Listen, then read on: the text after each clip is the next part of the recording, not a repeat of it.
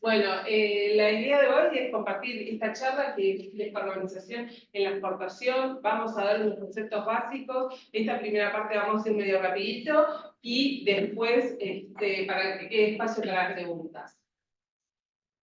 Bueno, básicamente acá vamos a empezar con el concepto de lo que significa cambio climático. No estaría pasando. Yo te la paso. Ahí va, bueno. Bueno, básicamente acá estos son los temas que vamos a tratar. El cambio climático, bueno, breves referencias sobre los acuerdos de París, lo que es la huella de carbono, cómo la calculamos y para qué la calculamos. Y, bueno, identificar las huellas de carbono según la organización y cómo lo vamos calculando. Bueno, entonces, en definitiva, bueno, primero es una breve referencia a lo que es el cambio climático. El cambio climático surge como producto de la actividad humana que hace que los gases de efecto invernadero aumenten en la atmósfera, causando ciertos efectos, como lo vemos, el aumento de la temperatura global y, bueno, ciertos desastres naturales o efectos, por ejemplo, sequías, inundaciones, efectos que realmente tienen un gran impacto tanto en el ambiente, en la salud y en la economía. Y bueno, entonces esto es un tema global, mundial, que nos afecta a todos y realmente hay muchísima presión, principalmente de la Unión Europea, para atender estos temas. Bueno, vamos a ver que los gases de efecto invernadero son 7, están los más importantes, a ver, según su potencial de calentamiento global, es el dióxido de carbono, el óxido nitroso, el metano, y luego posteriormente estos otros, y la manera de equilibrar, digamos, de poder comparar los gases de efecto invernadero es llevarlos todos a la misma unidad. Entonces se llegó a la convención de lo que es el carbono equivalente. Entonces esto nos permite comparar distintos gases, el impacto que van teniendo en la atmósfera. Entonces, bueno, como objetivo mundial tenemos llegar a lograr ser carbono neutral, es decir, lo que se emite y lo que se compensa que sean cero. Este es un objetivo muy ambicioso, pero para lograrlo tenemos que empezar haciendo una reducción paulatina, que a ese proceso lo llamamos descarbonización. Entonces, bueno, cuando nos ponemos a ver esto, bueno, ¿quiénes son los responsables de las emisiones a nivel mundial? Bueno, entonces los responsables, a nivel mundial, el sector de la energía es el que implica un 73%. Entonces, esto es la industria, el transporte y la energía que se utiliza en los edificios. Posteriormente queda la agricultura, los desechos en un 3% y la industria en un 5%.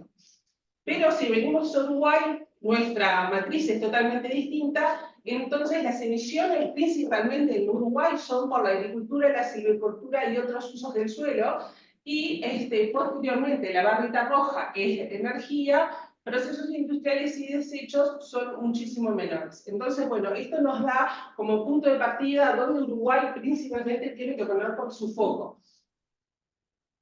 Bueno, ¿cómo se calcula la huella de carbono? Esto es una rápida ecuación. Bueno, vamos a ver lo que es el nivel de actividad. Esto, por ejemplo, quiere decir lo que realmente la empresa, por ejemplo, consume, ejemplo de electricidad, por un factor de emisión que surge de unas tablas, y el factor de calentamiento global cuando estamos hablando de otro gas. Entonces, esto me va a permitir calcular la emisión de CO2 equivalente, según cada uno de los procesos.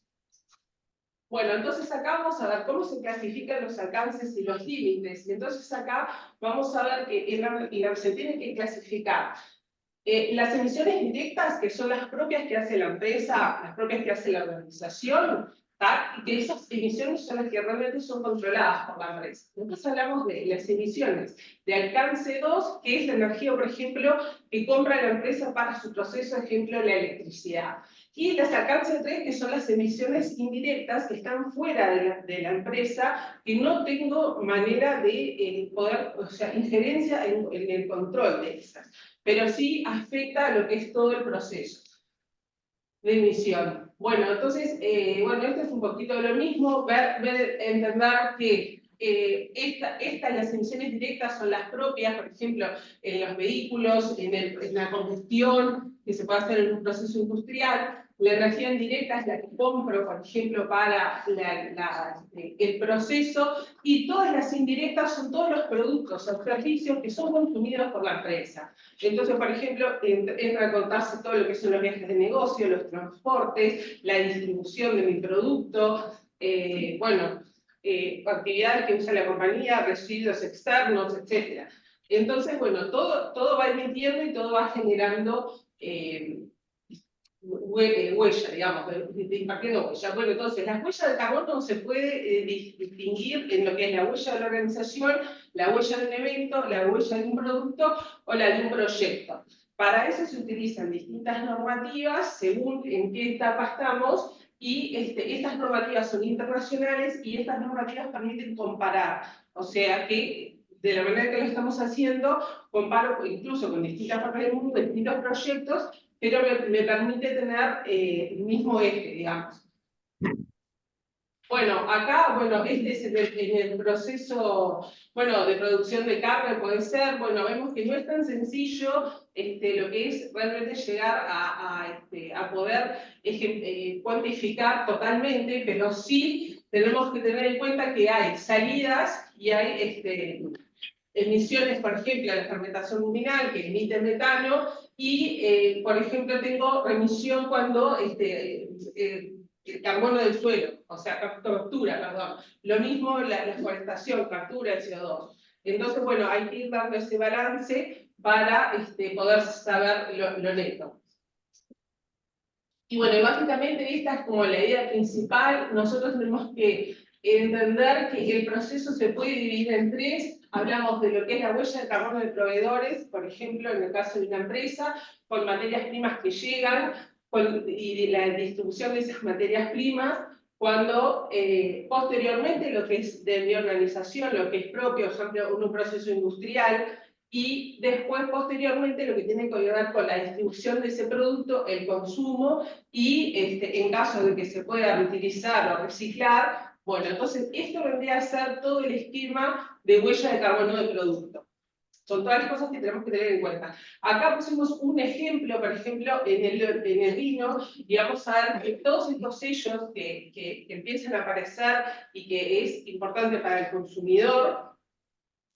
Por ejemplo, la botella de vino va a tener cuántas emisiones de CO2 por botella fueron calculadas. Entonces, bueno, acá vemos cómo es el proceso desde lo que sucede en las tierras cuando es cultivada la vid, en el transporte, la producción, el embotellado y la distribución. Entonces, todo esto vendría a ser una medición de proceso. La distribución puede ser propia de la empresa o no, puede ser de un tercero. Entonces, bueno, ahí es como se va calculando. Bueno, entonces, para empezar a tener las estrategias, ¿cómo empezamos a medir esto? ¿Qué es lo que hay que hacer? Bueno, primero es identificar todas las emisiones directas e indirectas. Después, ver todos esos datos relevantes, en qué situación estamos, por ejemplo, cuánta energía se consume, qué tipo de combustible consumimos, qué tipo de transportes utilizamos. Bueno, entonces, seleccionamos una herramienta de cálculo, como les decía, y luego definimos cuál es el alcance que vamos a tener, si vamos a tener el alcance 1, el alcance 2 o hasta el alcance 3. Y después, bueno, básicamente, ¿para qué se hace esto? Es para tener un plan de reducción de esas emisiones. Entonces, bueno, tenemos que saber que la primera etapa es lo que llamamos línea de base, esa huella de carbono es para construir dónde estamos, y luego tenemos que ir generando un plan que nos permita ir reduciendo esas emisiones paulatinamente, y es el compromiso que vamos generando año a año. Bueno, después hay, bueno, ¿qué pasa cuando, bueno, podemos, bueno, tenemos cierto nivel de CO2, podemos llegar a reducir y compensar con los bonos de carbono? Bueno, esto es otra etapa, pero bueno, por ahí, vamos. Bueno, perdón. Respirar, respirar. Esto de no tener tiempo, eso que fuera muy rápido. Pero a ver, un poco vamos a tratar de la exposición de que la trató de hacer muy sintética Magdalena, de alguna manera vamos a quedarnos con algunos conceptos. Hay una cosa que es importante. Indudablemente yo creo que el tema del calentamiento global para nadie es ajeno. Lo que pasa es que también debemos entender una cosa, es lo que sucede a nivel cíclico en lo que ocurre en la Tierra, es decir, bueno, existe un calentamiento que va más allá de la actividad que realiza, pero lo que define las Naciones Unidas como calentamiento global es aquel calentamiento que se genera a raíz de la actividad humana. O sea, que aquello que es ese plus que la actividad humana le agrega al calentamiento típico que ya tienen todos los procesos. Digo esto porque hay quien dice, yo no creo en el calentamiento global, otros, bueno, no importa. Lo que sí está definido es que se define el calentamiento global como aquel calentamiento generado por la actividad humana. ¿Qué convinimos, digamos, o qué se combina en el mundo para decir cómo hago para medir ese impacto o ese impacto de calentamiento? Es decir, bueno, calculamos lo que sería la huella de carbono, las emisiones que tiene un emprendimiento cual sea. Cualquier emprendimiento, cualquier actividad humana va a tener un impacto. Ese impacto lo mido y lo transformo en equivalentes de carbono. ¿Por qué digo esto? Porque ese equivalente de carbono pasa a ser una especie de moneda de intercambio. Yo hago una actividad, esta actividad tiene un impacto. ¿Cómo la mido? Con esto. Entonces, eso que decía Magdalena justamente es, de alguna manera, se genera esa unidad y esa unidad es lo que yo comienzo a chequear. Es como el billete, yo que sé, tengo tanta plata, tengo tantos dólares, tengo tanta cosa, bueno, tengo tantos equivalentes de carbono. Es una moneda medianamente global, porque cuando uno habla de una emisión de equivalente de carbono, es una moneda que se calcula, está estipulado, hay distintas librerías y escuelas, pero de alguna manera se está estandarizando y llegando a distintos puntos de cómo calcular eso. Existe la norma ISO específica para poderlo calcular, y si uno sigue eso, de alguna manera obtiene un valor que es comparable, que es verificable además por una entidad. ¿Por qué decimos esto? Bueno, porque obviamente todos los países van teniendo distintos objetivos, existen pactos y ahí existen acuerdos de disminuir esas emisiones para evitar que la temperatura, digamos, del calentamiento global incremente en más de tantos grados. Por eso son los compromisos que se habían dicho justamente para el 2050, y a partir de ahí los países comienzan a trazarse planes. Todo esto digo como resumen de la presentación un poco anterior. Entonces, ¿esto en qué nos impacta a la empresa? Que es a lo que venimos acá. Bueno, esto nos impacta de distintas maneras. Primero, el calentamiento global nos puede impactar porque nuestra actividad se puede ver modificada. Y esto es justamente lo que uno hace del proceso de adaptación. Si yo estoy, por ejemplo, no sé, tengo hotel y resulta ser que el calentamiento global prevé, y lo tengo sobre la costa, prevé que va a haber, no sé, un incremento digamos, de la altura del agua o más frecuente, bueno, posiblemente tenga que tomar algunas acciones de adaptación para asegurar que mi negocio siga funcionando. Eso es por un lado lo que sería la adaptación. Pero no vamos a entrar ahí porque es otro tema. Hoy estamos acá para lo que tiene que ver con esas medidas que se están poniendo justamente que nos pueden afectar a nuestra exportación concretamente. Entonces, Europa viene trabajando desde hace bastante tiempo, y varios países del norte, Inglaterra, también Estados Unidos, vienen trabajando justamente en cómo reducir esas emisiones y vienen creando ciertas normativas al respecto. Esto ha hecho que, de alguna manera, a sus empresas, a sus industrias, ¿no? Le han puesto determinadas condiciones que han ido obligando a que primero reportasen cuál es el impacto que estas tienen y a comenzar a medir.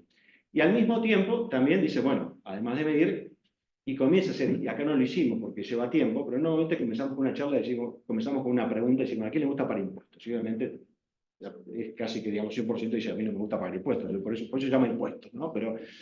Pero luego de esta charla y decir, bueno, todos los efectos que genera el calentamiento global, le preguntamos, bueno, ¿y quién está de acuerdo? O sea, ¿qué le parece que es una buena medida poner un impuesto al impacto que que una actividad genera? Y normalmente más del 50% dice que está de acuerdo. Por lo cual, lo que uno termina concluyendo, bueno, señores, qué cosa buena para cualquier gobierno que alguien esté de acuerdo con poner un impuesto. Con lo cual, el impuesto seguramente va a suceder, porque eso... La razón por la cual puede no suceder es porque tenga difícil implementación, pero parece incluso hasta mucho más justo que existe un impuesto al impacto que uno genera en una actividad a que existe un impuesto a la renta que uno tiene si tiene un buen negocio. Entonces digo esto porque son conceptos que, aunque no estén explícitos, están circundando en distintos lugares y de alguna manera son conceptos que conviene por lo menos que estemos atentos a ellos. Entonces, a ver, con esto quiero decir es que el impuesto a las emisiones es algo que está a la vuelta de la esquina, que ya países que lo tienen implementado. Entonces, parte de las cosas que vemos acá es decir, bueno, a ver, yo tengo una actividad, desarrollo una actividad empresarial. Esa actividad, como cualquier actividad humana, tiene un impacto. Entonces, lo primero que uno trata de hacer es decir, bueno, ya sea porque quiero evitar el calentamiento global y lo hago por conciencia. Ya sea porque lo que sea por razón de marketing, o ya sea porque lo quiero hacer por conveniencia, porque si me van a poner un impuesto voy a querer pagar lo menos posible, más vale que me prepare para reducir las emisiones al máximo posible. Entonces, lo que hacemos normalmente es decir, bueno, lo primero que tenemos que hacer es comenzar en nuestra organización y en nuestra actividad, sea esta cual sea, comenzar por definir dónde estoy parado. En este momento, cuál es mi actividad y qué es lo que mi actividad genera. Y en función de eso, trazar lo que sería un mapa de ese impacto que tengo y ver en qué cosas son las que tengo más emisiones y cuáles no. A partir de ahí comienzo con un análisis, y esto es una consultoría que normalmente se hace, un análisis y decir, bueno, trazo de alguna manera y decir, bueno, ¿cuáles son las actividades? ¿Qué impacto generan estas actividades? ¿Qué implicaría?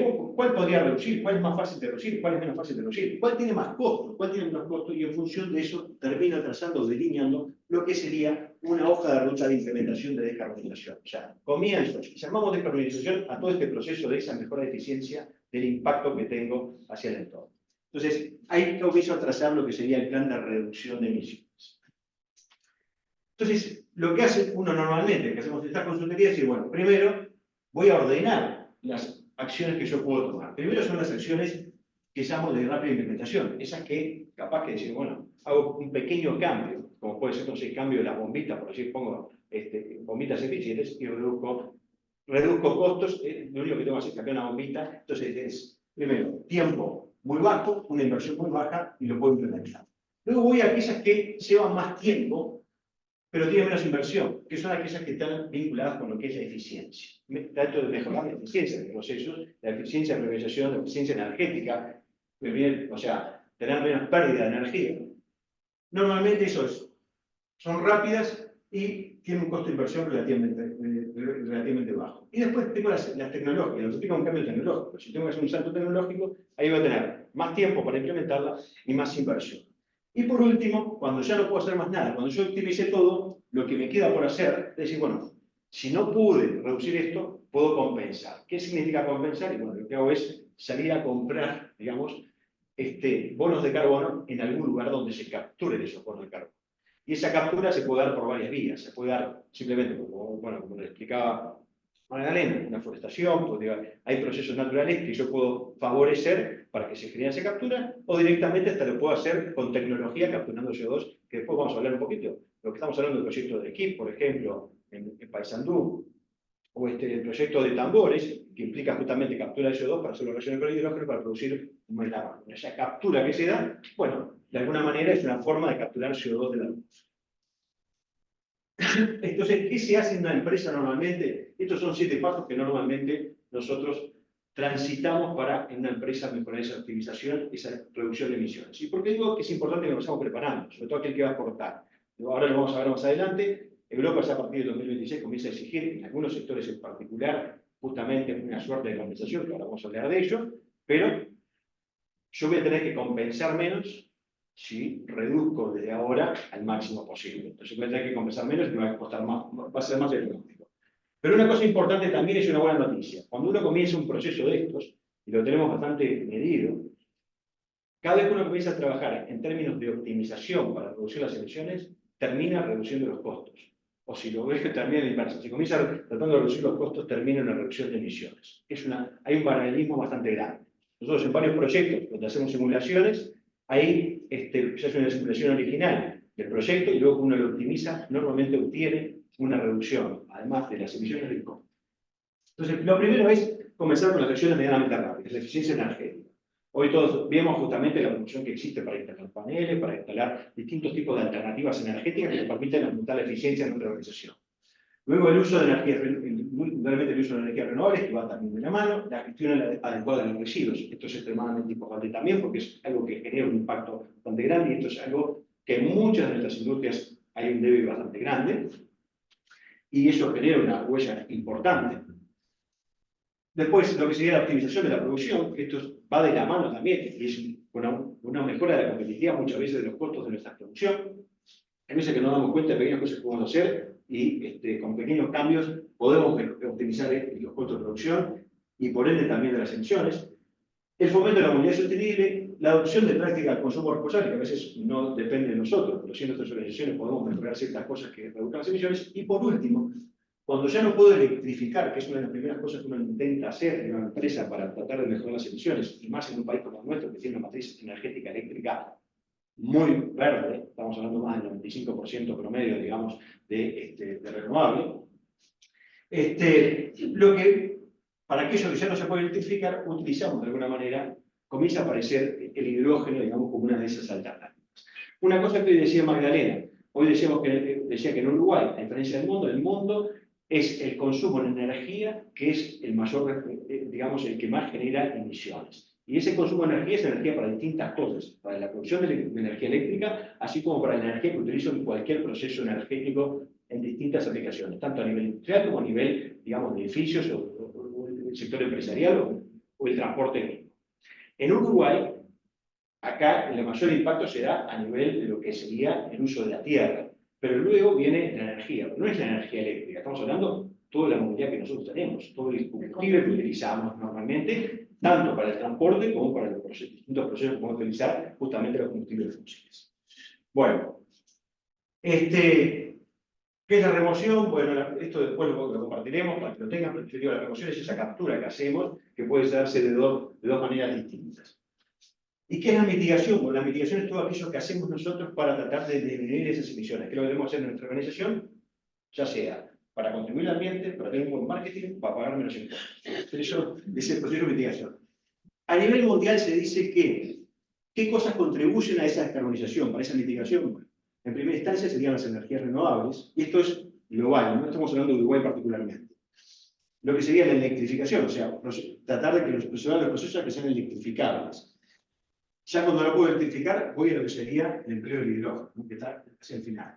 Luego, las mejoras tecnológicas es lo que produciría justamente esa descarbonización. Por último, serían los procesos de captura de carbono y los cambios de comportamiento conductual en los usos. Esto es lo que está relevado, que sería lo que generaría justamente el mayor impacto en la descarbonización. Y ahora vamos, perdón que vamos un poco rápido, pero bueno, esta es la pregunta que le decía hoy, ¿no? Lo de quién está de acuerdo con esto. Normalmente, cuando uno hace una charla, la mayor parte está de acuerdo. Es increíble decir, bueno, entonces, ¿por qué no aparece este impuesto?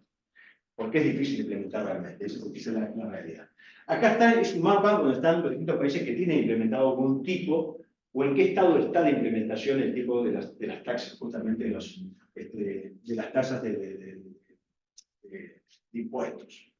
Y acá traje algunos ejemplos. Uruguay, que además tiene justamente afirmado los compromisos y asumido los compromisos, lo que hizo fue, de alguna manera, convertir el impuesto que tenían los combustibles, lo convirtió en un impuesto de carbono. O sea, en realidad dijo el mismo precio y dijo, bueno, cambio esto por esto, y de alguna manera hizo una medida que está bastante inteligente desde el punto de vista de marketing, porque no aumentó el precio y de alguna manera generó, pero lo generó solamente en los combustibles.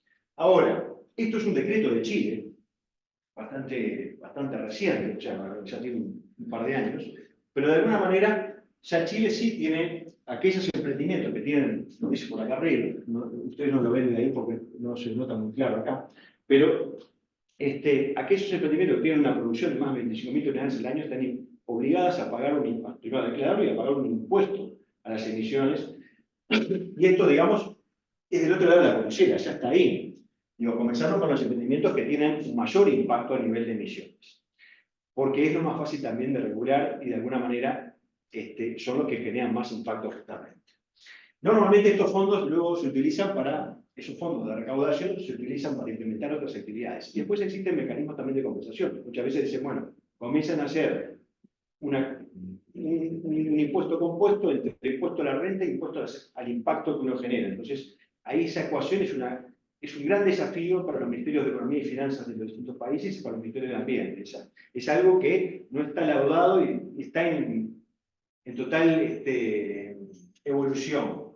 Ahora, otros países, y acá traje un ejemplo para que veamos también hasta dónde se puede llegar. Francia, por ejemplo, y esto es un ejemplo concreto, si bien hay muchas cosas más, uno cuando hace un edificio, y estamos hablando de la industria de la construcción, o cuando va a alquilar, tiene categorizado, siempre tenemos los electrodomésticos, dice categoría A, B, C o D, en función de la eficiencia energética, una propiedad tiene una eficiencia energética determinada, y en función de eso, por ejemplo, si tiene una categoría de menos de D, no puede alquilar. Usted no tiene un apartamento, por ejemplo, si ese no tiene una instalación determinada, ese apartamento no lo puede alquilar. Tiene que pasar de determinado punto hasta otro. Y el impuesto que paga también está asociado con las emisiones que tiene o que no tiene. Y si uno va a hacer una edificación nueva y quiere venderla, tiene que cumplir con determinadas normativas respecto a lo que es la legislación argentina. A ese nivel, digamos, Europa tiene muchos desarrollos. Vamos a ver algunos más adelante. Ahora, esto creo que es importante. Esto es del Fondo Monetario Internacional. De alguna manera, son esas cosas que comienzan a circular y a dar vuelta por todos lados. ¿Sí? Bueno, aunque más países están fijando precios del carbono, las emisiones son todavía muy baratas. Eso es lo primero que dice el Fondo Monetario Internacional. Entonces, una de las cosas que dice acá, y se empiezan los esfuerzos, etcétera, etcétera, si se quiere llegar a los objetivos que están planteados, debería variarse de un promedio de $6 por tonelada de CO2 emitido, debería llevarse el impuesto a $75 por tonelada. Para que tengamos una idea, una empresa normal, más o menos, que tenga algunos empleados, que al tanto haga un viaje, etcétera, etcétera, sería el equivalente a decir más o menos que pague entre $1.500 y $2.500 al año de impuestos por las emisiones que genera la actividad de esa empresa, si fuese una empresa chica. Para que tengamos una idea más o menos del orden de magnitud que podría llegar a ser. Entonces, en esta gráfica, también hay gráficas donde ponen los países, ponen de alguna manera cuán evolucionado está con respecto al compromiso y pone cuánto cuesta el promedio ahí las emisiones de carbono en esos países. Entonces, de ahí saca el gap que le faltaría para decir, bueno, si queremos cumplir con esos objetivos y queremos no seguirnos atrasando, ¿a dónde deberíamos llegar ese impuesto? Digo, esto es para transmitirles simplemente lo que está sucediendo y lo que se viene, o cómo se está viendo en distintos lugares. Esto también es relativamente viejo. Primero vamos a comenzar por el de la derecha. Dice, bueno, esto es una cosa también importante, ¿no? La bolsa de valores más importante del mundo está proponiendo obligar a las empresas a reportar sus riesgos climáticos. Y esto ya no lo está proponiendo, ya está siendo de alguna manera un dictamen. O sea, hoy, de alguna manera, pasa a ser una exigencia. Cualquier empresa que cotiza en bolsa comienza, de alguna manera, a tener que reportar justamente su impacto. Su impacto de distintos niveles. Pero hoy nos vamos a concentrar en lo que tiene que ver con el impacto en las emisiones de carbono, fundamentalmente. Y ya se ha hablado que Europa quiere imponer un impuesto de carbono, qué es y cómo funciona. De eso vamos a hablar ahora en lo que sí. Pero esto ya, de alguna manera, viene avanzando. Y acá hay un ejemplo muy práctico, y esto es un cliente nuestro de Argentina. Enel es una compañía, para el que no la conoce, es una compañía eléctrica italiana muy importante, es una multinacional italiana que opera en distintos países de América Latina. Esto concretamente es una licitación de un cliente nuestro que es un fabricante de cable, ¿no? Es un fabricante de cable que cotizó en Colombia, y con la cotización, con la oferta del producto, le dijeron, bueno, al mismo tiempo, tienen una serie de agregados, digo, tú tenés que declarar, primero, qué tipo de energía utilizás, y al mismo tiempo me tenés que declarar la huella de carbono. La huella de carbono del producto, o sea, del cable que tú me vas a vender. Entonces, te ponen una paramétrica donde de alguna manera tenés el valor del producto y te pone un plus en función de las emisiones que tú tenés. Y hace esa comparativa para comparar los precios de los distintos oferentes. ¿Por qué? Bueno, Enel es una empresa que cotiza en bolsa, es una empresa que se ha trazado distintos objetivos y primero necesita como información, si quiere construir toda su cadena de productos, le pide a sus proveedores que le indiquen cuál es la huella de carbono y también comienza a ser para él, porque si no tiene que compensar después, comienza a ser un valor el producto que tiene menos huella. No sé si se entiende lo que estamos explicando. No sé lo que dicen del otro lado de la pantalla, pero bueno, lo que acá me haciendo con la cabeza, así que bueno. Lo que quiere decir esto es, de alguna manera, ya en procesos licitatorios, y esto es un proceso licitatorio de una empresa multinacional que está de una filial colombiana, que a una empresa argentina le exigió que entregara esto. Y le dio un plazo de 1 año para poderlo hacer. Esa es la realidad para poderlo verificar. En realidad lo hizo antes, declaró, pero para poderlo verificar, que efectivamente sea el orden, le dio ese plazo. Bueno, entonces, ahora vamos a entrar un poquito más en tema a lo que digamos hoy. Los RCDE, digamos, para que tengamos en términos generales, es el régimen de comercio de derechos de emisión. Hay determinadas actividades intensivas en Europa, en las cuales, digamos, para poderlas llevar a cabo, se les exige justamente que las actividades que generan un impacto paguen por sus emisiones de gases de efecto invernadero. Y ahí comienzan a haber, digamos, algunas permisos, decir, bueno, yo te doy permiso para que vos puedas tener tantas emisiones, y si no tengo eso, de alguna manera tengo que, si no cumplo con esos objetivos, puedo tener multas, puedo emitir menos y quedarme con emisiones a favor, que las puedo negociar con otro emprendimiento. Si yo tengo un emprendimiento y me estoy pasando de la cuota que tengo establecida, puedo salir a comprar esos bonos de carbono, y ahí es donde se comienza a generar ese mercado de los bonos de carbono de alguna manera. Esto ya de alguna manera tiene varios años de implementación. Hay más de 10.000 emprendimientos justamente que de alguna manera están implicados por esto. Ahora en el 2024 también va a cubrir las situaciones del transporte marítimo, porque esto estaba para las compañías de transporte aéreo, estaba también para las actividades intensivas industriales, lo va a estar para lo que son las emisiones en el transporte marítimo. Pero me importaba concentrarnos en estos tópicos. Primero, el límite máximo, ¿no? Se establece un límite en la cantidad total de gases de efecto invernadero que se pueden emitir para una instalación o un operador determinado. Pasado eso, tengo que ir a ese mercado de transaccional. Se dice que desde el 2005 la Unión Europea justamente ha reducido, a raíz de esta implementación, ha reducido un 37% de las emisiones. ¿Sí o sí? No lo sé, pero eso es lo que se dice. Está el tema de los derechos de emisión y ese mercado de CO2 que se genera. Después, fíjense que desde el 2013 se dice que se han recaudado 152.000 millones de euros, que esto se ha utilizado normalmente para invertirlo en esas políticas de disminución de emisiones. Pero todo esto ha generado, si yo tengo una actividad, indudablemente, si estuviésemos en Uruguay, tengo una actividad que está grabada por las emisiones que genero, lo primero que va a decir cualquier exportador, porque escuchame, yo estoy, o mejor dicho, exportador no, cualquier industria nacional diría, pero mirá, vos me estás poniendo este impuesto, pero resulta ser que el que viene de Argentina, que viene de Brasil, utiliza cualquier cosa, y entonces esto no parece ser de alguna manera un mercado justo.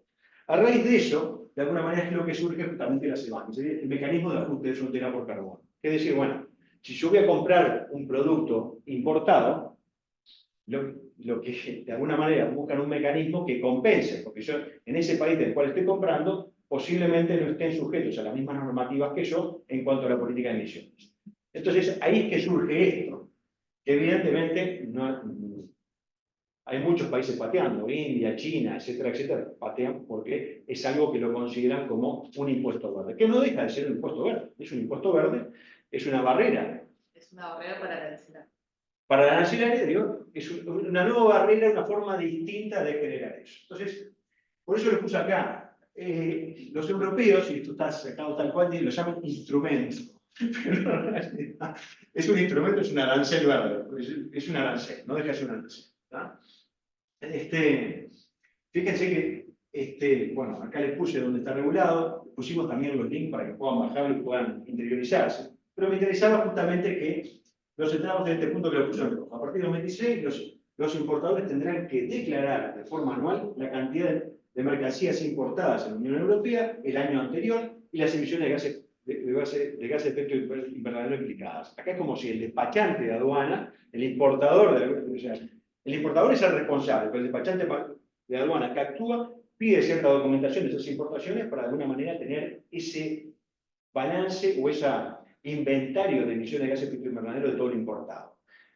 Y en función de eso es que va a tener que pagar un impuesto que va a estar dado justamente por la CBAM en función de... Sí. ¿Cómo se homologa la certificación, digamos, a nivel mundial? ¿Cómo lo certificas acá y eso sí te lo reconocen en Singapur? Las preguntas yo te diría, vamos a dejarlas para el final, porque digo, si no, se nos va, está buena la planteada y la hacemos, ¿está? Porque yo me voy de... Dale. Porque, o sea, va a dar para bastante. En función de esas aclaraciones que afectan a toda la cadena de suministro, y estamos hablando de toda la cadena de suministro, decíamos hoy transporte también, los importadores deben adquirir un número de certificados CBAM equivalentes a las emisiones. Acá esto está regulado por Europa, y Europa te va a poner lo que Europa quiere en este caso, ¿tá? Para que, como primera aproximación a la respuesta. Son los importadores los principales responsables de aclaraciones, o sea, el importador es el que tiene que asegurarse de que su proveedor, por eso le mostré el caso de Enel, y le mostré que le exigía a esta empresa argentina que le dijera cuáles eran sus emisiones, porque Enel pasa a ser responsable de los productos que importa de esas emisiones. Entonces yo te voy a exigir a ti que me digas cuál es este producto que me estás vendiendo, qué huella de carbono tiene, porque voy a tener que pagar impuestos conforme a eso. Y por eso también pasa a ser importante el proveedor cercano. Si yo tengo un proveedor cercano que paga menos, que tiene menos huella de carbono por el transporte, por distintas cosas, pasa a tener otro valor, porque de alguna manera va a tener menos emisiones totales. ¿No?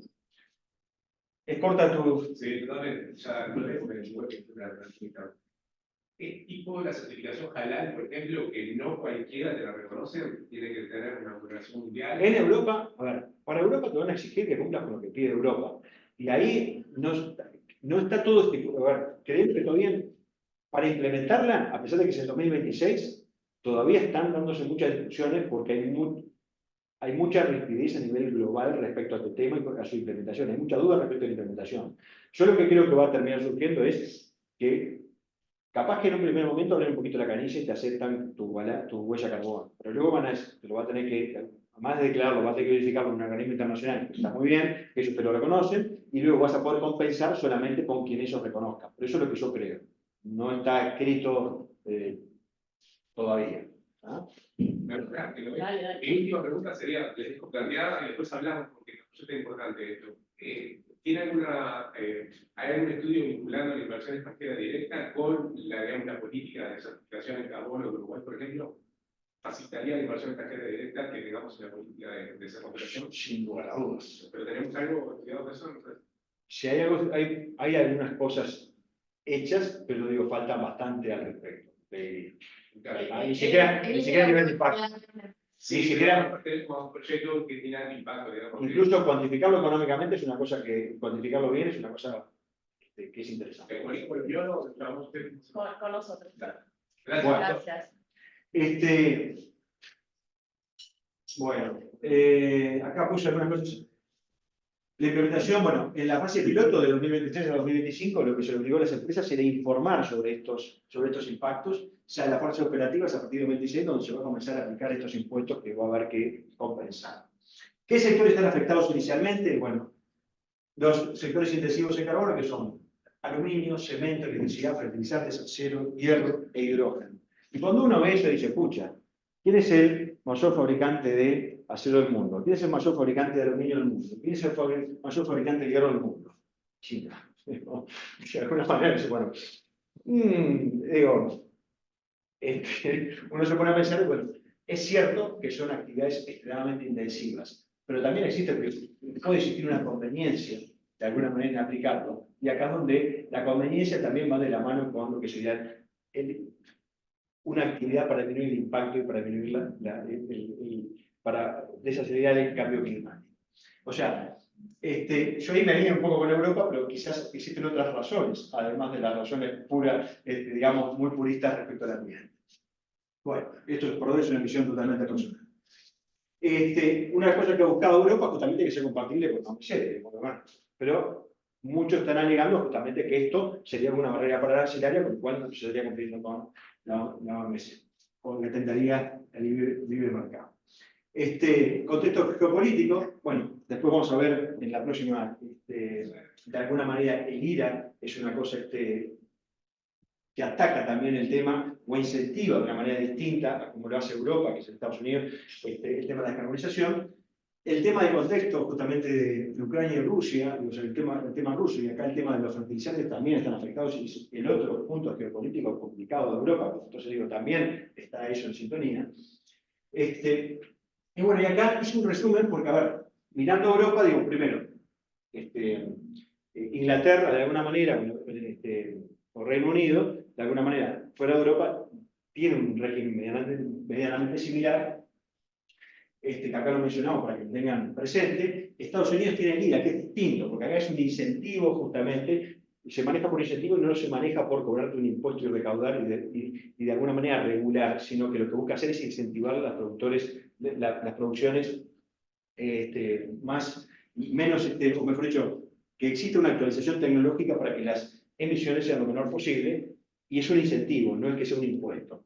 Sin embargo, California sí es más parecido, de alguna manera, a la visión europea, y lo viene aplicando desde hace antes, dentro del propio Estados Unidos. Bueno, esto como resumen genérico, perdón que fuimos demasiado rápido, pero son muchos los temas. Lo que sí, lo que vemos nosotros es que a nivel de una empresa, si uno toma medidas, vemos muchas ventajas que uno conviene que las conozca. Es decir, bueno, primero, hay un ahorro económico normalmente cuando pongo medidas de eficiencia, cuando comienzo a trabajar en esta línea.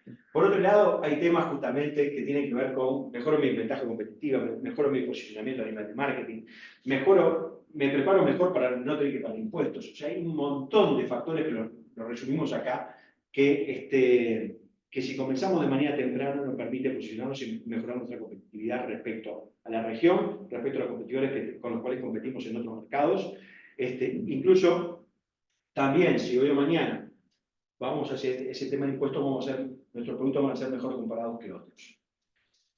Entonces, primero, nos ayuda también para conseguir inversiones. Hoy en día, las inversiones están buscando justamente tender hacia estas actividades o actividades que beneficien el triple impacto y entre ellos justamente la disminución de emisiones, o sea, que tengan una mayor armonía con el entorno. Para el consumidor normalmente son bien vistas. También se dice, y esto está medido, que hoy para atraer talento, digamos, a uno le gusta, sobre todo a las nuevas generaciones, trabajar en empresas que sientan que están alineadas justamente con esta disminución del impacto hacia el entorno y el trabajando en empresas de triple impacto. Y por último, digamos, nos ayuda justamente en temas que tienen que ver con tecnología y innovación. Y acá trajimos algunos ejemplos concretos de cosas que se hacen también. Yo qué sé, esto es la etiqueta de un vino, esto, bueno, en la carne uruguaya, pero estos lo sacamos del supermercado justamente de Inglaterra, específicamente de una vuelta que fuimos, y esto es un producto que uno en el supermercado, que acá mismo lo puede ir a ver, decir, bueno, este shampoo, ¿no? Decir, bueno, ya el shampoo comienza a tener una escala, existe normativa de etiquetado en la Unión Europea, a veces por regiones, a veces está más globalizada, pero comienza a haber una normativa de etiquetado. Bueno, si vos me vas a decir que este producto es A, B, C o D, en cuanto a sus emisiones, bueno, tengo que cumplir con determinada normativa y estoy sujeto. Obviamente, si no cumplo, si estoy informando mal, a determinadas penalidades, si así lo hago. Pero ya el público comienza a exigir y comienza a mirar en la etiqueta, mirá, cumple o no cumple, y comienza a ser un factor de elección. Más los octógonos de aquello, bueno, ahora tengo mi responsabilidad con lo que consumo pasa a ser, o sea, es empoderar justamente al consumidor. Bueno, estos son algunas estadísticas que salen de distintos lugares que las resumimos acá, de por qué ir hacia ese tema. No quiero detenerme en esto, pero sí me gustaba resumir en este círculo. Primero, lo que siempre le decimos a cualquier empresa, porque somos una consultoría, decimos, comenzamos por una decisión. Si quiero comenzar este camino, tengo que decidir. Una vez decidido, tengo que medir, tengo que hacer mi inventario, tengo que saber dónde estoy parado, cuál es mi huella en mi actividad, cuál es mi huella en mi producto. Luego verificarlo. La verificación significa que una entidad externa a quien hizo el cálculo lo verifique y sea reconocida preferentemente, obviamente, ¿no? Luego diseñar el plan que voy a seguir para esa reducción, luego reducir, o sea, implementar, y ahí la implementación implica la intervención de varios actores, y por último, compensar aquello que no pudo reducir. Esto es donde puedo publicar, hay lugares donde yo puedo publicar qué acciones estoy haciendo, qué compromisos asumí, porque yo puedo como organización decir, bueno, yo tengo un rol responsable, entonces digo, bueno, estoy parado en este punto, pero me prometo llegar a este punto y voy trazando ciertas líneas y voy informando lo que estoy haciendo. Eso adquiere valor para un potencial inversionista, por ejemplo. Hay países, como en Perú y en Chile, que ya tienen plataformas nacionales. Uruguay no tiene esto. Yo no tengo dónde informar. Hago una acción y dónde le informo. Entonces, está bueno tenerlo, porque además muestra a las empresas que de alguna manera están haciendo alguna acción determinada. Bueno, la Unión de Exportadores está haciendo justamente en el sello verde. Bueno, ¿qué estamos haciendo? Estas cosas es importante publicarlas. Si uno sé algo y no recibe nada a cambio, por lo menos que es un serio. Que en algún lado quede. Bueno, también es un resumen de por qué es importante publicarlo, hacerlo público. Pero quería llegar a este resumen antes de finalizar. Primero, es importante que entendamos que a diferencia, y esto nos ocurre muchas veces en Uruguay, visitamos una industria, visitamos lo que sea, y normalmente plantean un problema y siempre es muy sectorizado. Tengo un problema, voy a atacar este problema. Entonces llamo al ingeniero que parece ser que va a resolver todos los problemas, porque digo, y el problema que tenemos en estos temas que tienen que ver con descarbonización, o que tienen que ver en realidad con mejorar el impacto, implica tener una visión holística, que a veces tiene que intervenir alguien que sabe digamos, sí, de temas ambientales concretamente, pero digo, voy a necesitar, posiblemente necesite un químico, posiblemente necesite un eléctrico, posiblemente necesite un mecánico, posiblemente necesite distintas visiones. Muchas veces un economista, muchas veces tengo que ver a alguien que me haga un impacto social, porque quiero ver esta medida cómo va a impactar en el entorno. Tengo que ver justamente, de alguna manera, hacer un estudio previo para distintas cosas, y eso es difícil que una empresa tenga todas esas profesionales en una misma organización. Ahí es donde muchas veces actuamos nosotros, dando una visión holística, poniendo un grupo multidisciplinario de profesionales a disposición para hacer eso. Luego, que más o menos detecto eso, lo que tengo que hacer es una ingeniería que llamamos ingeniería de integración. Ya no es la ingeniería de detalle pura y dura de una cosa específica, porque tengo que ver este elemento, cómo conjuga con este otro, cómo conjuga con este otro, y es como si fuese un medicamento las contraindicaciones o las interacciones que tengo de un principio activo con otro. Tengo que ver que esto que estoy haciendo no me afecte a otra cosa. Entonces, para tener una mirada holística y obtener la mayor eficiencia posible, tengo que poner a todos esos elementos y hacer una buena integración. Primero, también identificando tecnologías que las pueda implementar. Y por último, hacer la implementación de esas obras. Esto es lo que venimos trabajando desde hace ya algún tiempo en conjunto con la empresa SEI. Nosotros hacemos muchas veces la parte de consultoría y con SEI vamos haciendo la parte de implementación, buscando esa visión holística para ir con una solución eficiente a los distintos tipos de industria. Y esto es un resumen que nos gusta mucho, porque dice, bueno, a los grandes temas de la biosfera, y es un resumen bastante interesante, que tiene un impacto en la sociedad, que tiene un impacto económico, la forma como lo termino resolviendo es con el ODS, que es, bueno, el Objetivo de Desarrollo Sostenible, el ODS 17, que sería como esa síntesis, ¿no? Que es la alianza para lograr los objetivos. Solamente alineando los objetivos, aparte está alineado hasta la forma esta, ¿no? Que parece esa circularidad que genera un punto de encuentro de ese ODS 17. Logrando esa alianza para alcanzar los objetivos y trabajando todos en equipo por encima de un bien común, es que logramos justamente esa mejor eficiencia. Eso es lo que estamos buscando, lo que venimos trabajando hace algún tiempo, y bueno, por ahí es donde terminamos la presentación, así que damos paso a la gente de HL para hablar de ese alcance, que es el alcance 3, que es extremadamente importante. Muchas gracias, Pablo. Ustedes.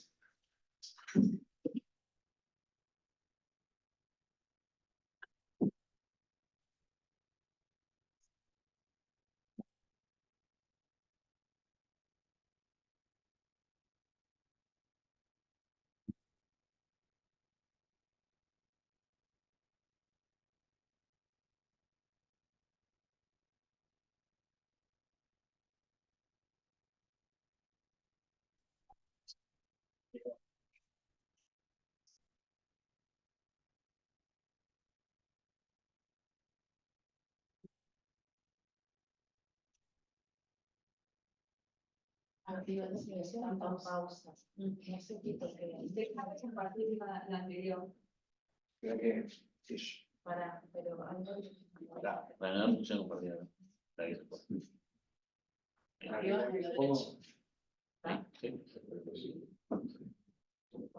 sí. Ahí está. ahora sí. También Vamos. Bueno, buenos días. Mi nombre es Jesús María Vázquez, acá también Patricia. Nosotros somos parte de DHL Express, en la parte de aviaciones, básicamente, de todas las exportaciones aéreas. Y venimos acá a presentarles un impacto hablando de la huella de carbono, ya pasaron los colegas hablando del foco 1 y 2, pero bueno, nosotros queremos enfocarnos más que nada en la focalización del foco número 3, que después lo vamos a explicar un poquito. Para eso vamos a marcar con un videito. Acá.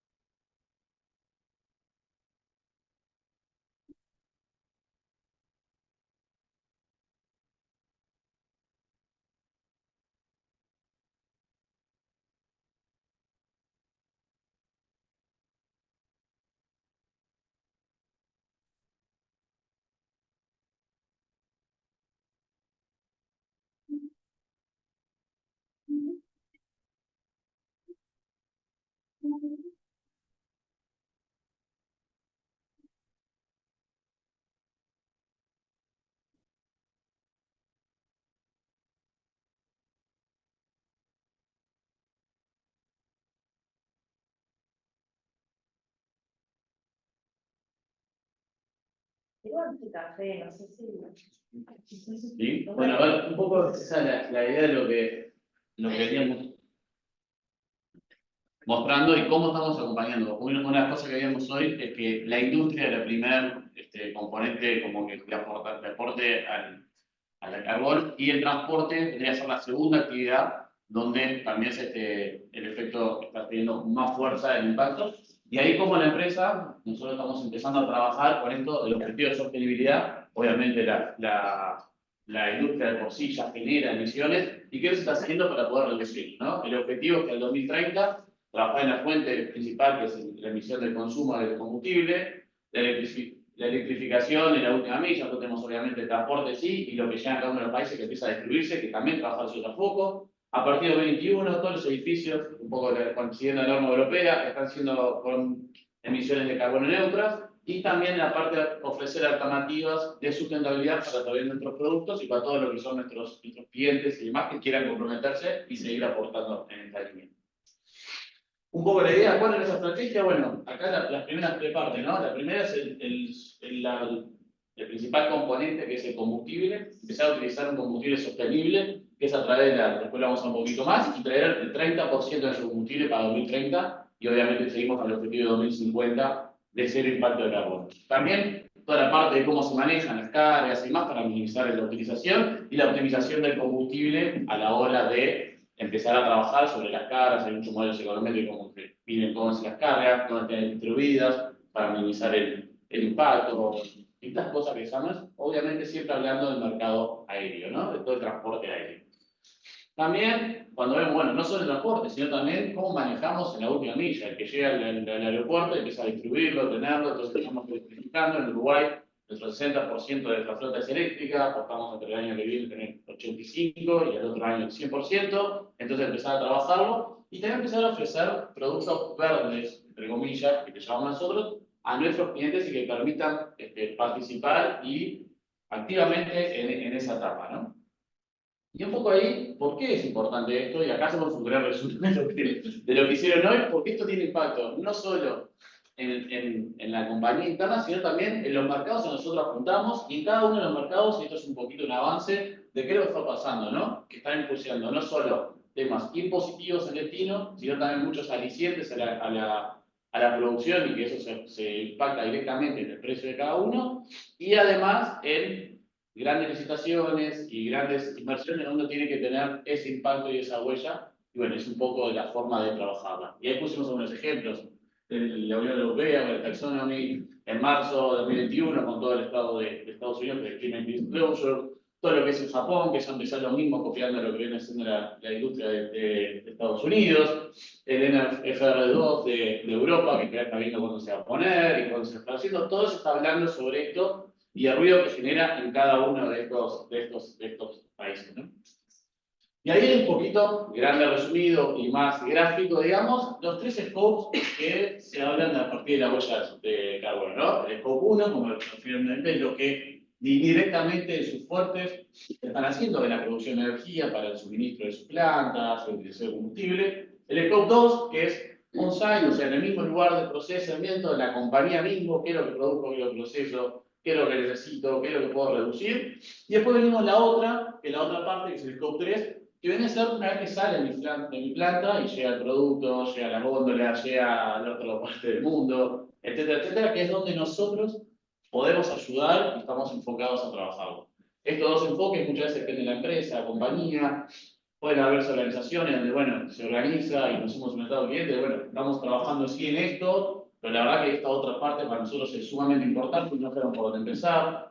Hay muchas empresas que hoy en día están empezando a trabajarlo y algunas tienen que son por recursos humanos, otras están en la parte de legales, otros la tienen que agarrar un departamento que está anexo a la agencia general, pero que no tiene los recursos. Entonces, bueno, muchas veces el gran problema es por dónde empezar y cómo hacerlo para, bueno, yo hice ya, cambié todas mis luces LED, puse todo lo que yo podía hacer, gestión de residuos, estoy utilizando la flota eléctrica, pero no me alcanza para compensar esa huella de carbono que yo quiero hacer y generar. Ahí algo importante de lo que decía José es el del scope 3, es el más difícil a veces de poder tomar una acción, porque ese que está por fuera de nuestra empresa, como es la distribución, hasta ahí habla un poco hasta de los viajes de negocios, ¿no? Muchas empresas, clientes, amigos nos están comentando de que, bueno, están hasta midiendo la emisión de los autos de gerencia o de los vuelos comerciales o de su última distribución. Entonces, por eso DHL empieza a trabajar en eso, empieza a dar soporte a las empresas para poder tomar una acción sobre ese top 3, que es el más inalcanzable, digamos, en cuanto a control y medición.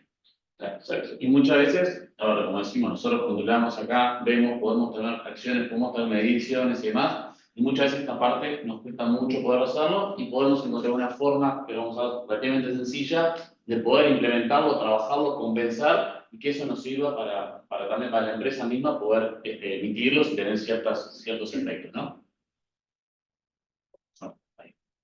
Entonces, ¿qué es lo que principalmente trabajamos? Nosotros trabajamos específicamente con el SAF, que es el combustible Sustainable Aviation Fuel, que lo que utiliza básicamente, hay grandes acuerdos con los principales componentes, que se trata de cambiar la matriz energética de 100% petróleo a casi un 70% o un 30%, de 89 a 90% de combustible, y se reduce un 70% su utilización y se cambia en esas mismas aeronaves que se están utilizando por este nuevo combustible. ¿Cuál es la mayor limitante ahora? Básicamente es la producción de ese combustible. Actualmente tenemos un acuerdo, DHL es la principal de todas las aerolíneas y demás, que hizo un contrato de compra a 2030 por arriba de todas las aerolíneas comerciales y demás, de este tipo de combustible, que es lo que se utiliza de desechos orgánicos, de aceites, por ejemplo, de las cocinas McDonald's, Burger King y demás, se utiliza desecho de la industria del agro y demás, y se utiliza un combustible orgánico que lo permite generar esto, ¿no? Y ahí hay un acuerdo ya de 800 millones de litros que se van a estar comprando, y eso se está invirtiendo y produciendo para minimizar, por un lado, esa huella de carbono que la propia industria genera.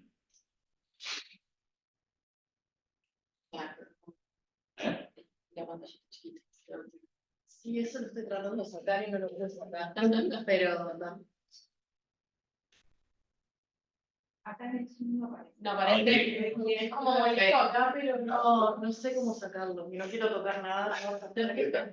O sea, y acá, a ver, y un poco, ¿cuál es la idea y qué es lo que estamos haciendo nosotros? Estamos utilizando una metodología de SAF, de ese combustible de book and claim. ¿Qué es lo que se utiliza? Es, obviamente, no podemos utilizar, no hay disponible en todos los aeropuertos este combustible, pero sí, a través de nosotros tenemos 220 países, una matriz de aviación muy grande. Lo que se utiliza es como una especie de book and claim, de reserva y de pedido de esos bonos que nosotros estamos haciendo de utilización de este combustible. Entonces, se utilizan en determinados aviones, en determinadas rutas, esto, y se pasa a través de una auditoría interna que está realizada por la SGF, que pues, es una de las principales auditorías, empresas auditoras de este tipo de cosas, donde nosotros empezamos a compensar cualquier reclamo que ustedes utilizan de la aerolínea de vuelo. Vamos a poner un ejemplo, no sé, Montevideo o Buenos Aires, no hay un combustible que se utilice ese propio avión, pero sí se compensa la utilización de Hong Kong a Leipzig, que es una de las principales lanes, donde ahí sí se utiliza ese combustible y se dice, bueno, quiero todo esto a favor, entonces digo, bueno, acá en Uruguay voy a utilizar tanto combustible, CO2, lo reclamo y se genera un certificado de emisión donde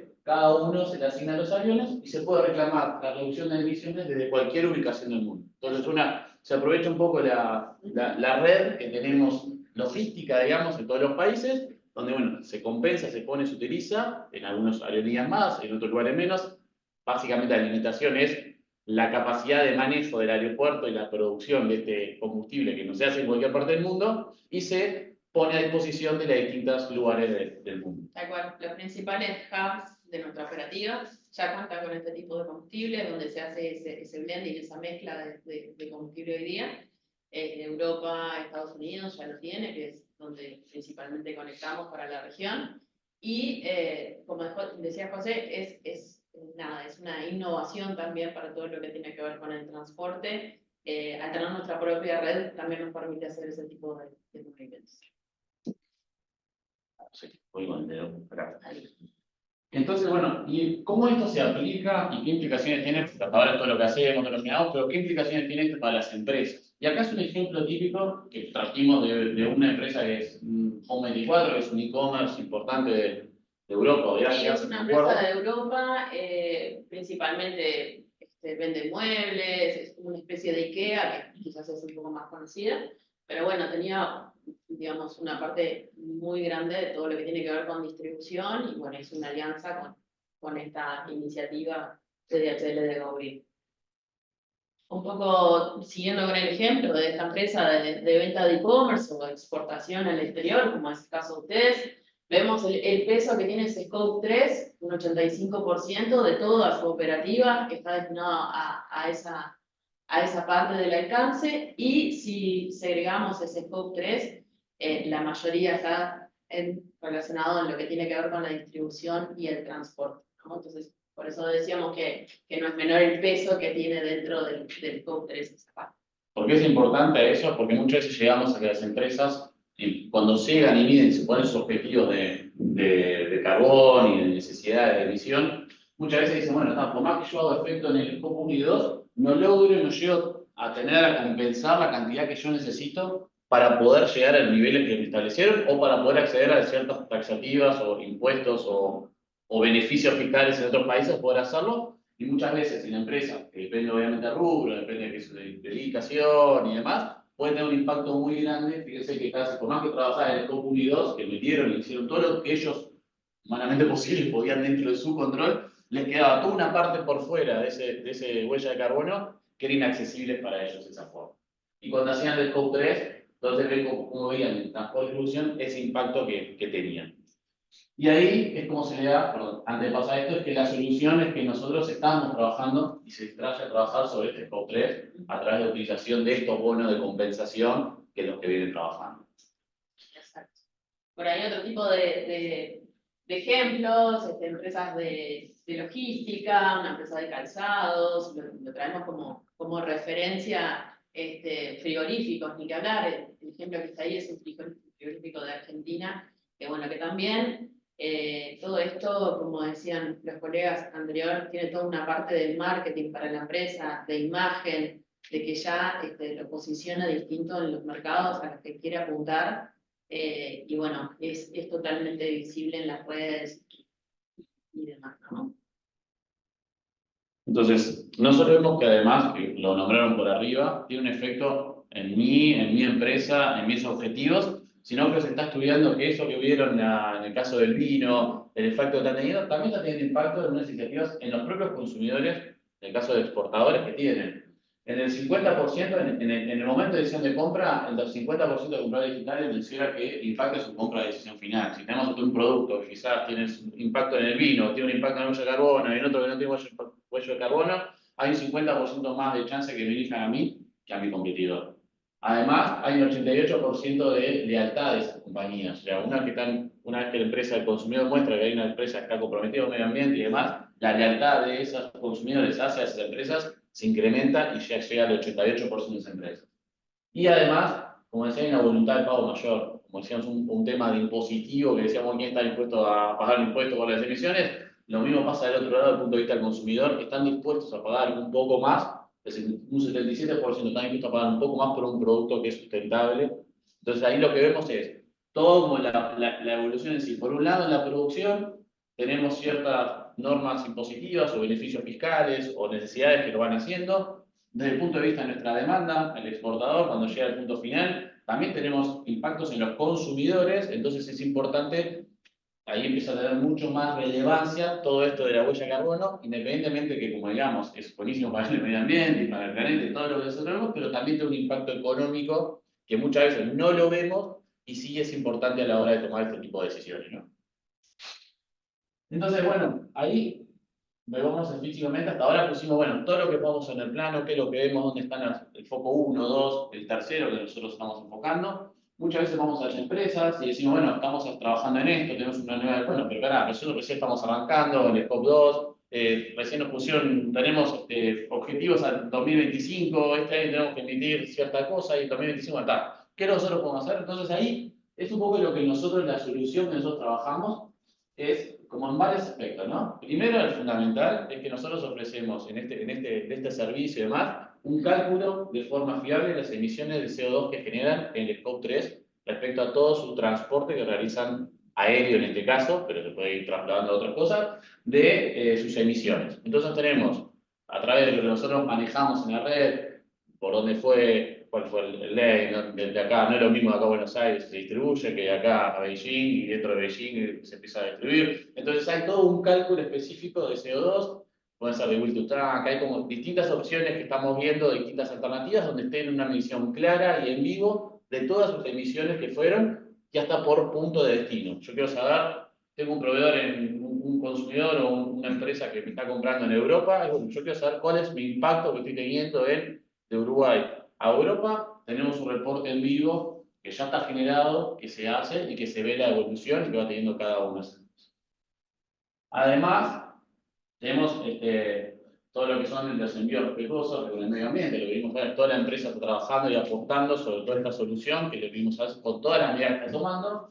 Y por último, pero otra de las cosas importantes, bueno, es el servicio de Go Green Plus, que llamamos, que es eso, ¿no? La reducción absoluta de emisiones de CO2, que es un poco lo que nosotros decimos, ¿no? Iniciativas que realizan las medidas adoptadas para luchar contra el cambio climático dentro de la propia cadena de valor. Y acá lo que es se invita a las empresas a invertir en conjunto con nosotros en ese combustible sustentable, y se emite por parte de la compañía, por DHL, un certificado o un bono de emisión que sirve para compensar internamente esas emisiones. Entonces vas a llegar que podés un bono emitido por la Sociedad General de las Urbanas, la CGC, de que tenés un bono de tanto que te permite presentarlo, y acá es autorizado para presentarlo con la ISO 14001 y algunos beneficios, o para poner en el tema de licitaciones, cuando muchas veces, que pasó, como decías en EMEL, entre clientes están teniendo esas licitaciones que tenés que presentar qué efectos estás teniendo y qué ahorros podés tener en la parte sostenible.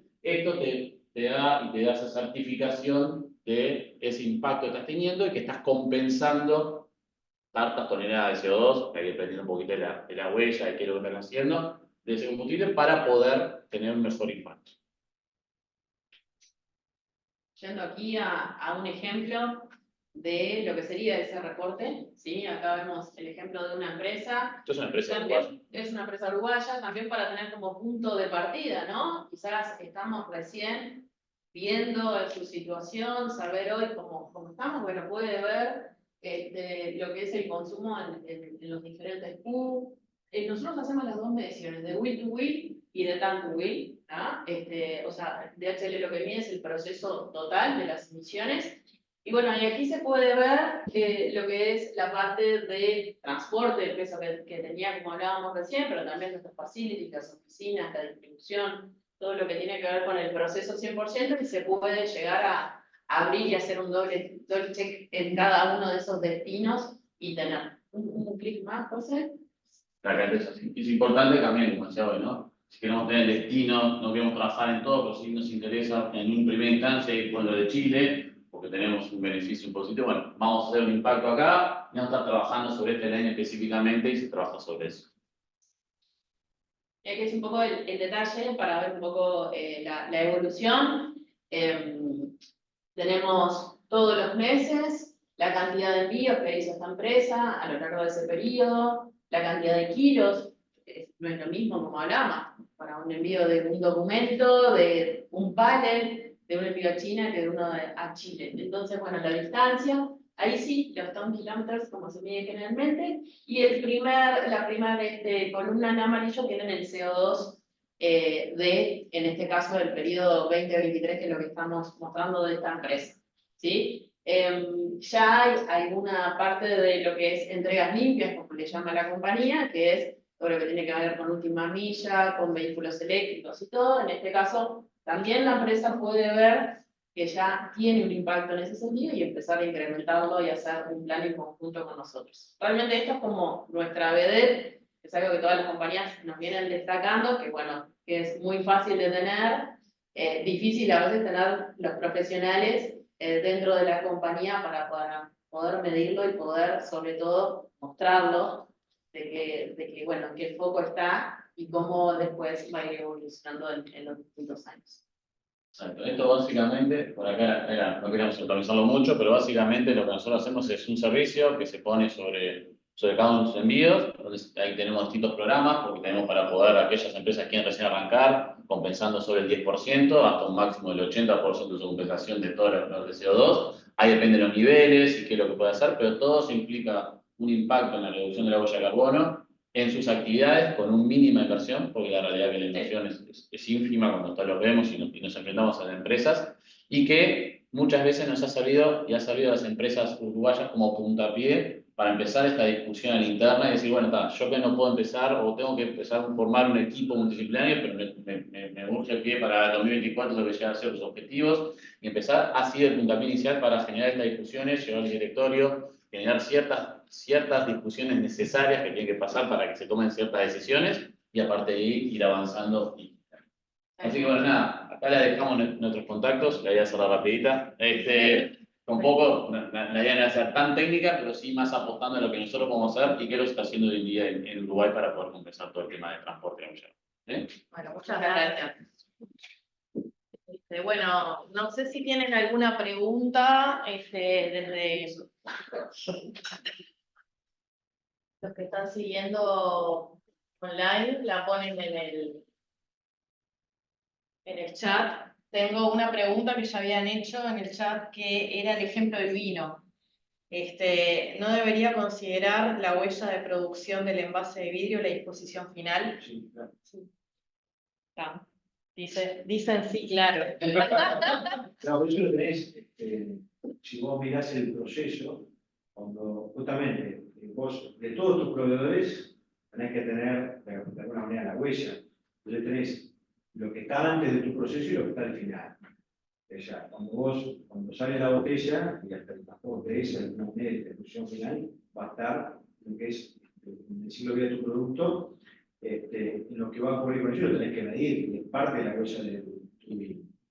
Y en tus proveedores, también lo tenés que pedir al proveedor, o sea, de alguna manera, cuál es la huella de la botella de vidrio, y al mismo tiempo te cargan de eso el transporte hacia tu establecimiento. Todo eso hace parte de la huella del producto. Y muchas veces lo que ocurre cuando se hace el cálculo de algo que no existe o no está medido porque el proveedor dice no tengo. Entonces, ahí tenés base de datos a las que tenés que recurrir, que normalmente cuando utilizas son peores a las que vos harías si las calculas directamente. Lo tenés que hacer, decir, bueno, cuando esto no lo tengo, recurro a este dato como si fuese una biblioteca, una librería, que es internacional y que es reconocido, y tomo ese dato para un transporte, por ejemplo, si es una fábrica de determinado tipo, bueno, el vidrio de un determinado proceso, de ahí saco lo que sería la huella de una botella en función de determinadas características, unos parámetros. Y el transporte lo mismo, tantos kilómetros, me dice, el transporte como es, y ya tomo ese dato internacionalmente y ahí lo pongo para hacer un estimativo. Y luego cuando uno dice verifico, porque llama a un organismo verificador, lo que hace verifica que el cálculo que uno hizo, digamos, está dentro de lo que la norma establece que se puede hacer para estimar. Por eso tampoco existe, bueno, existen distintos libros y uno utiliza de alguna manera, pero bueno, más o menos está normalizado, pero un mismo cálculo de un producto puede dar de diferente manera, calculado por uno o por otro, y más o menos, si el criterio es lógico, puede ser aceptado en ambos casos. Bueno, No sé si espero que se haya escuchado. Ahora tenemos otra pregunta que la vemos en pantalla. Mostraron una encuesta que el 77% está dispuesta a pagar más. ¿Cuál es la muestra de dicha encuesta? Porque en la práctica eso cuesta y además deja gente fuera de la posibilidad de consumir. En la misma presentación debajo aparece la fuente, después les vamos a compartir el material. En la práctica, a ver, todo lo que es las nuevas generaciones le dan mucha importancia a todo lo que tiene que ver con la sustentabilidad. Y bueno, hay varias empresas en Uruguay que ya están trabajando en este aspecto, que ya cuentan con esta medición y todo, que cualquier cosa. Después nos pueden... Sí, les vamos a estar mandando las presentaciones y bueno, cualquier consulta adicional se puede hacer por mail y la podemos continuar. Así que, perfecto. Si no hay más preguntas, acá otra. Pregunta para la gente de HL. ¿Es posible que en la documentación aparezca el CO2 del producto que transportó con ustedes? Bien, cuando tú haces un envío bajo esta iniciativa de DHL, aparece, sí, que es un producto, es un documento, es un paquete que ya cuenta con la iniciativa de GoGreen. Yendo al punto de ese envío específico, no no en el momento de realizar el envío, pero sí a priori después tiene toda la medición. El reporte es un poco más complejo, son varias hojas, se puede descargar en PDF, en PowerPoint y demás.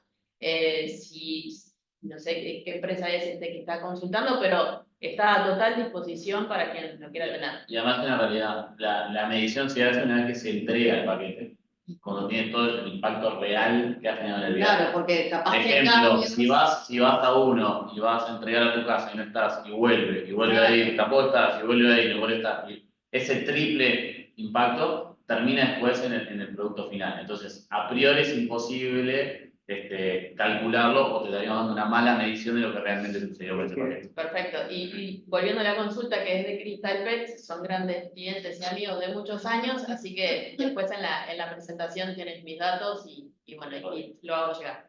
Perfecto. ¿Alguien más tiene preguntas? ¿Qué organismo valían los cálculos de CO2? A ver, UNIT es uno de ellos, la norma ISO, pero luego tenés otros, no sé, SGS lo puede hacer, el SQA también, o sea, digo, de alguna manera, Un caso de la certificación, porque no deja de ser una cosa, yo tengo una norma, tengo que verificar que cumplís con la norma, entonces lo vas a hacer ellos, pero bueno, en Argentina se miran, digo, acá sin duda UNIT también, pero también podés ir hacia afuera y traer a alguno afuera, TV, por ejemplo, nosotros. Y la otra es que uno pasa a vehículo eléctrico justamente para tener una mejora en todo lo que es las emisiones, pero cuando muere la vida útil de la batería, eso cómo se calcula y cómo... Es buena la pregunta. Mirá,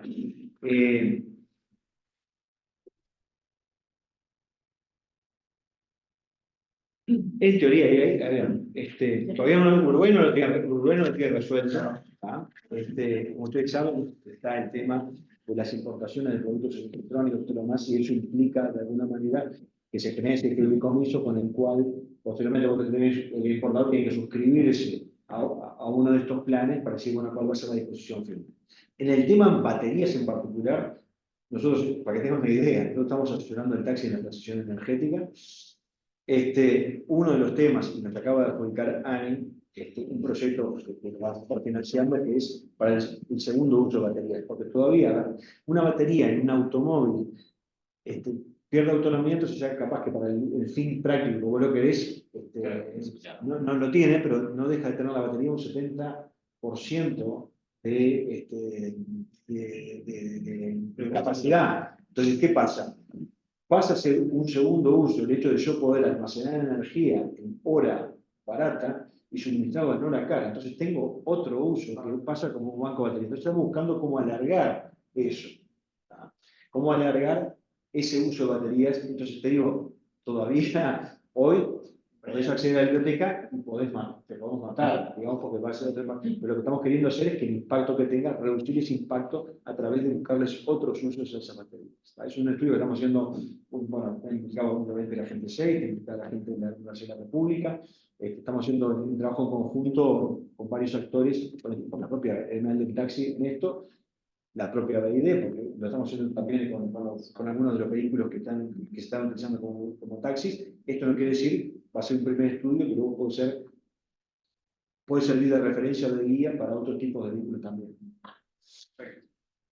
Pero digo, a ver, lo que quiero decirte es, vos lo que tratás de hacer no te olvides. Por eso también está el tema de esa visión holística y esa circularidad. Vos lo que buscas hacer es, bueno, cómo fomentás esa economía circular y cómo prolongo el uso, el tiempo de vida útil. También hay otra cosa. Hay algunas entidades que se están hablando de decir, bueno, yo te tomo la batería, haces con lo que sería, digamos, la carcasa, lo mismo que haces con todos los vehículos, y con la batería en particular, algunas empresas están pensando que existan en la región algunos lugares donde vos puedas tener la batería para que vuelvan, de alguna manera, a reactualizarlas y vuelvan al mercado nuevamente. Pero bueno, eso, una propia fabricante de baterías, en el caso de Lidl, está pensando que exista un centro para eso, pero todavía no está resuelto. No, más que nada para después, ¿cómo ponderás ese tipo de... Todo es ponderable. Hoy es todo ponderable. Lo que va a ocurrir hoy, al no tener una medida cierta, ¿qué es lo que ocurre? Cuando decía la pregunta del producto, bueno, A ver, si vos no tenés una medida cierta, el transporte que hace HL para tener el producto, yo te voy a poner un valor, y ese valor va a ser más alto que seguramente que el que tú calcules, porque lo que hace cuando yo hago una medición y no tengo la medida exacta es ponderar, y lo pondero en función de una librería que recoge datos de varios casos anteriores que normalmente no son favorables a tu caso. Entonces, cuando tengas que compensar, vas a tener que compensar más. Claro, Yo quería preguntar, con respecto a los impuestos, ¿cuál es el fin del impuesto? ¿En qué se utiliza ese recurso después para fomentar? No, desconozco la ley. A ver, yo te digo una cosa, a ver, yo no puedo responder eso, pero yo te puedo decir lo que se declara, pero de ahí a lo que se hace, no lo sé. Porque las La intenciones... Unión Europea, Europa, que ya hace años que está implementando este Sí. impuesto verde, Sí. ¿no? Y este arancel verde. Y ese dinero tiene que tener un destino para como yo, fomentar la baja de emisiones. Sí. No solamente bajar las emisiones propiamente, ¿no? Sino que aparte hacer una reconversión. Sí. Entonces, mi duda en particular era esa. ¿Qué destino tenía ese? Bueno, en teoría, ayudar y lo declarado es eso, y no me consta también que varias acciones se hacen para decir, bueno, es una forma de dirigir hacia donde querés que se vaya. Yo imagino, ¿no? Pienso sobre la marcha. Una posibilidad sería la reforestación, Sí, ¿no? O la disposición de las baterías de los vehículos eléctricos. Cómo reutilizarlas y o desecharlas, porque eso tiene que tener y por eso fin. el ciclo de vida final del producto es Cómo se dispone después para el desuso de esa batería y o la conversión de los combustibles, ¿no? Para hacer esos combustibles verdes, ¿no? Si esos otros procesos también tienen esa certificación, ese impacto. un combustible verde, para que tengas una idea, para que Europa te tome un SAF como SAF, y si estamos hablando en particular del SAF, o sea, primero, todo tiene que ser certificable y conforme a la normativa europea. O sea, un combustible SAF para que sea reconocido por Europa, sí o sí tiene que cumplir con toda la especificación europea para que sea reconocido, si no, no te lo reconoce. Y esto implica que, sí, bueno, el CO2 que voy a utilizar tiene que ser de origen biogénico, no puede ser cualquier CO2. O sea, no es que lo capturé de la chimenea de la cementera. O sea, hay algunos procesos que se tengo que certificar que ese CO2 va a ser, de alguna manera, de origen biogénico. También muchas veces te va a pedir que sea, que no sea un CO2, que vos decís, bueno, voy a quemar leña y a partir de la leña que ese CO2, no, o sea, tiene que ser desde un proceso que no estoy inventando nuevo, por decir CO2, sino que estoy capturando algo que ya no tenía forma o sea, que tengo necesidad de emitirlo. Porque si puedo evitar esa emisión, no va a ser reproducido. Después, el hidrógeno que voy a utilizar, porque bueno, no están analizando, pero digo, si el hidrógeno que voy a utilizar proviene, porque yo lo que hago es capturar el CO2, lo hago reaccionar con el hidrógeno y ahí yo tengo un metanol. Ese metanol lo vuelvo a hacer reaccionar los procesos y vamos a tener las naftas y voy a llegar hasta el queroseno. Pero ¿qué pasa? Si ese hidrógeno que yo proviene del reformado de gas natural, va a ser un hidrógeno gris. Entonces, ese SAF no va a ser reconocido para las emisiones. O sea, vos lo que querés asegurar es que ese combustible, de alguna manera, como yo lo quiero, que va a quemar CO2, sea neutro. O sea, sea el mismo CO2 que capturé antes, si no, no me sirve para nada. Y en caso de reforestación que mencionaste, una cosa, hay una reforestación para lo que tiene que ver si lo voy a hacer plantar eucaliptos, y otra cosa distinta si pongo el bosque nativo. Es distinto también. O sea, hay muchas cosas, no, pero se tiene en cuenta. Se tiene en cuenta si se considera o no. Y el bono de carbono va a valer distinto en función de una cosa o de otra también. O sea, por eso te digo, es bastante complejo y esto está en distintos lugares discutiéndose y hay distintas escuelas. La escuela europea va por un lado y también ocurre en el medio de las necesidades, porque en el medio de todo esto que ya venía trabajándose, Alemania le ocurrió, digamos, bueno, Europa en sí, invasión Rusia-Ucrania. Entonces, en todo eso también la revolución del juego. Entonces, prenden la central de carbón. Entonces, si fuera el bono de carbono, se fuera la ley.